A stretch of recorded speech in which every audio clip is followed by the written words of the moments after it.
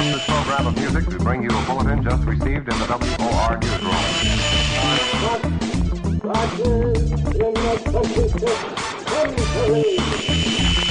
All the humanity and all the sadness they're screaming, Roger. I may, at an early hour in the morning, recapitulate Is really new. From sci-fi to music, computers to entertainment, nothing is off limits. Coming to you live from the Danger Room, voted best new two-person podcast east of Atlanta. This is RogueCast. And now, here is your host, T.R. Love. Where the heck is Big Tommy? Can't say that. I don't know. You're the one that talked to him. He's on the north end. Yeah, with everything going on, he's been a pretty busy guy. It's hard to wrangle him out. We'll give a shout out to This is Tommy. our official shout out to Big Tommy. Hopefully you're listening. And by the way, Tommy, come back for the 30th anniversary. yes, we miss you. We do miss you, Tommy. I haven't talked to you in a long Before email server time. crashed, there were tons and tons of emails for Big Tommy and saying hello, we miss you. Yeah. Where's your voice of reason? Yeah. And I mean, TR and Adam just go on these wild tangents. We need you back. Yeah, you need to wrangle us in. Yes, a all little right. bit.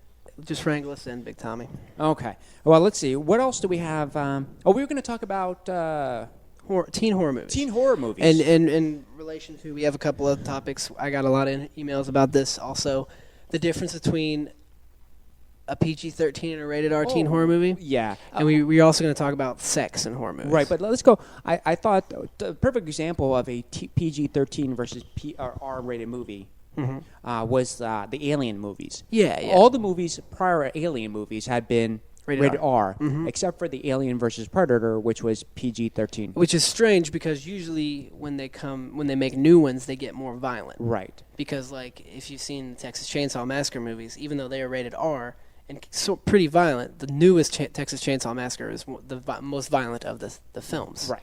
But then, and the other one was, but wasn't Predator also an R-rated Predator, movie? both the two Predators, Predator 1 and Predator 2, were R-rated movies, but I think that they maybe were trying to introduce this genre back to kids. Mm-hmm. But I don't know if it really worked. I saw it. I mean, I thought it was an okay movie, beyond the realm of sort of like Godzilla versus. It was an interesting twist on the whole Alien versus Predator. Yeah, I mean, it was that these two evil creatures were actually battling each other for years. Yeah, and the aliens tested themselves as a hunter against the ultimate hunter. So, yeah, and it was and like I said, I mean, visually it was the Predator and Aliens looked new and they're different, but I just think making a movie like that PG-13, especially a movie about deadly creatures that the Predator kills them with weapons, but I mean the alien basically eats its prey.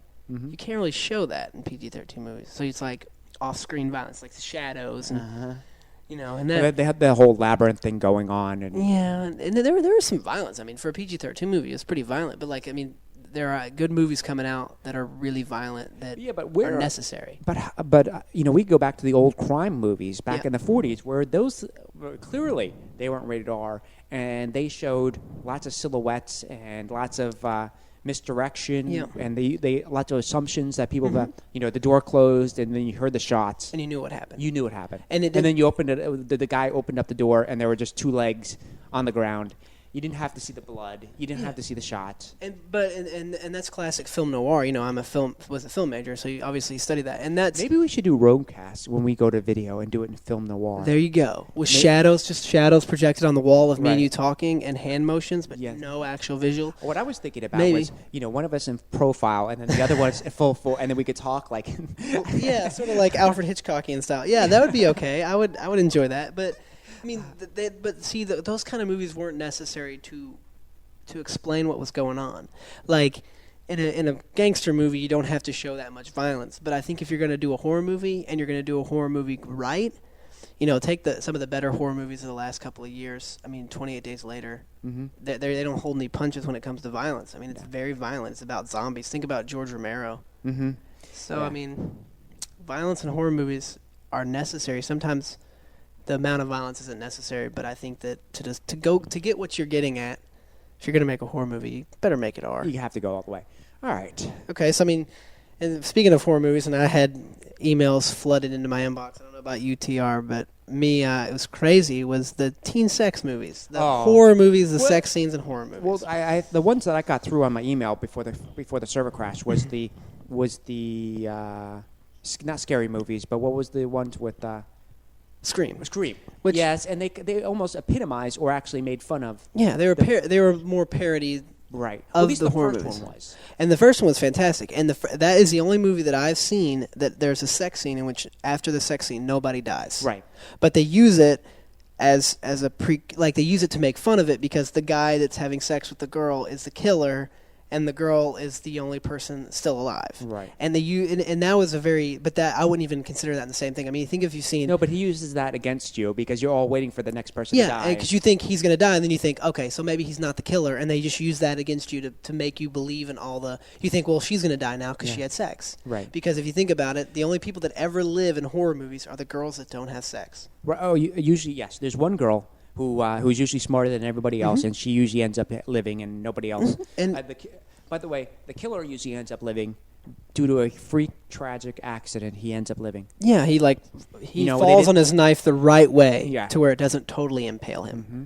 And that's usually how it goes. I mean, think about... Soap operas, horror movies, and comic books are the only thing that I know of that people can come back from the dead over and over and over again.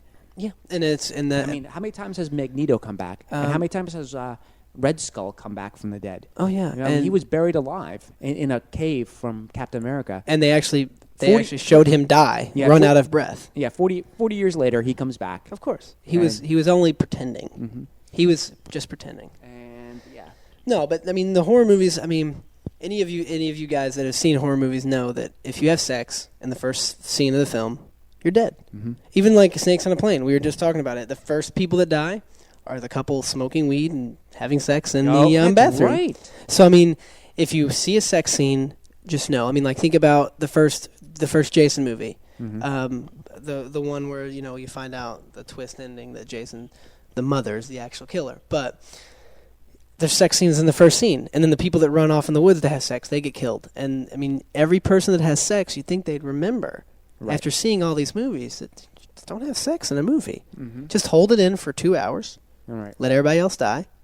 Then go have sex. Yeah. Just enjoy it later. Yeah. It keeps you from running from the bad guy. Let me just put it that way. Yeah. Is there anything else? Any other big topics that we got in the email address besides? Well, let's see. We got. We were voted best RogueCast of the year, which was amazing. I was very excited about that. We're gonna have to talk about this on the 30th anniversary. Talk about being voted. Yeah. I'm surprised no one has ever written to us and said, because in the opener you always hear you voted best new 2-person podcast east of Atlanta. Like no one has there ever been a voting for that? Well, no, I don't think so. I don't even know if they're going to really there isn't a billion podcasts. It's not like we've been given an award for this. Yeah, we don't have. I promise. TR doesn't have a trophy around here. that says best podcast. But I mean, we would have to be one of the best podcasts east of Atlanta. Yeah, I mean, because there's 3-person podcasts. I mean, who knows? There are tons of those. By the way, why isn't it east of the Mississippi? Yeah, I mean, east of Atlanta leaves very little land. It leaves 200-mile stretch, but it's easy. I mean. You can always make things up because people will never really question you because then if they did and you actually were voted best podcast, 2-person podcast, they'd feel really bad about themselves. So thank you all for voting us best podcast in Hilton Head Island. We appreciate that. That was a special award and we were glad to accept it. And I don't know. What do you want to talk about? I have no clue other than I don't have any. Don't have sex in horror movies. Don't have sex. Don't have sex in horror movies. Maybe we should just not in horror movies. Maybe we should just tell everybody don't have sex. Abstinence is the key. Even if you get married, because still married couples get killed in horror movies too. If you've ever seen the third. Well, everybody knows there's no sex in marriage. Well, yeah, I guess that's true. So maybe that's why old people don't die in those movies. Yeah, maybe that's the whole thing. Well, maybe that's why the married couple was one of the last was one of the middle people to go. Yeah, because they weren't the first people to go. They stopped having sex after they got married. Yeah, I mean, so maybe they were perfectly. I mean, well, that's maybe the smart thing. That's why maybe that's why you don't have sex after you get married is because you know that you won't die in a horror movie, or at least you'll be the third or fourth person to die instead of the first. Why can't you just go and By the way, in all the horror movies, I love it when they're always.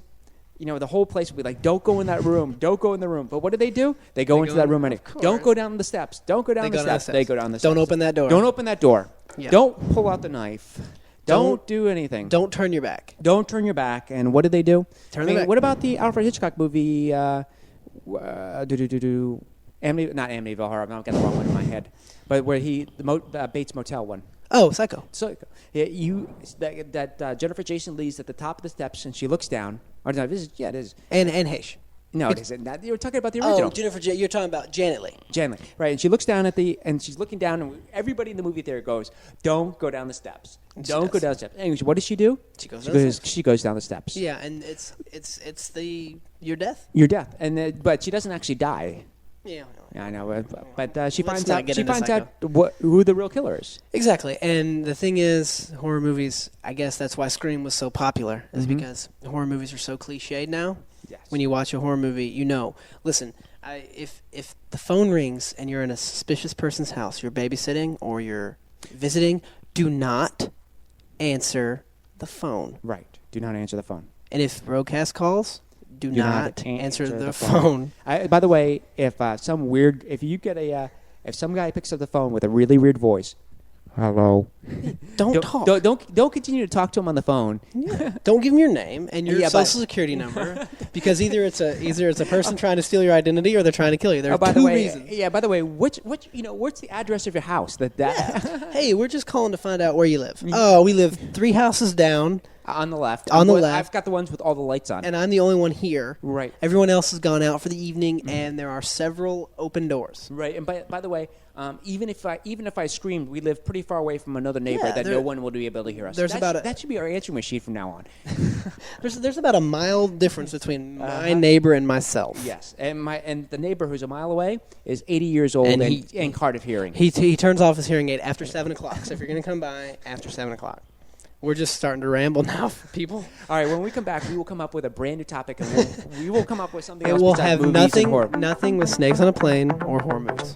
Thanks for listening to another fine episode of RogueCast. For more information on the topics, guests, or hosts from this show, please visit RogueCast.com. The content of all segments of this show is copyrighted by RogueCast.com 2006.